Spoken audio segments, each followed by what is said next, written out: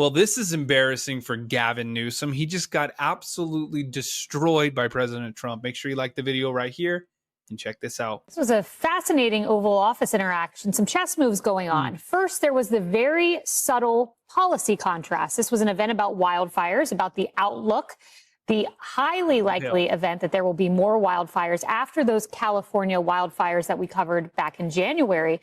So policy contrast with the state of California, subtle one, turned into an overt political contrast. President Trump made the pivot, made the segue, and said, had I not intervened with the National Guard, we would be seeing LA burn today like it was burning because of the wildfires. He called Gavin Newsom an incompetent man, an incompetent governor. We know that Gavin Newsom and President Trump spoke on Friday for about 20 minutes. He said that during that phone call, he told Governor Gavin Newsom he was doing a bad job and then proceeded to send in the National Guard. Now, Governor Gavin Newsom has said that the protests barely came up in the Friday phone call. We'll have that clip for you in just a moment.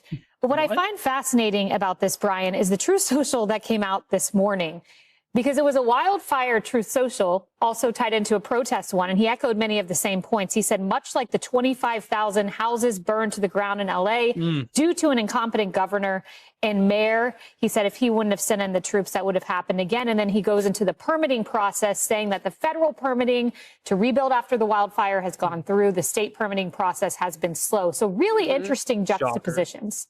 Couple of things. Remember, he sat there with Karen Bass and he says, let's get started today. He goes, we have to do it right. We got to be safe. He goes, we're safe. Let them get started. And now here we are 8 months later. They haven't gotten started. Only a handful of permits. It's just symbolic of what's going on in blue cities. One half is burned to the ground and one is full of riots in the process of being burned to the ground. You make your choice. And he's just saying to the governor, it just came out when Pete Hegseth is testifying while this was going on.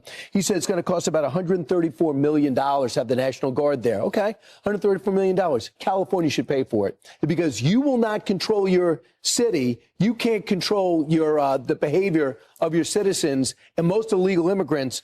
Why are we paying for it?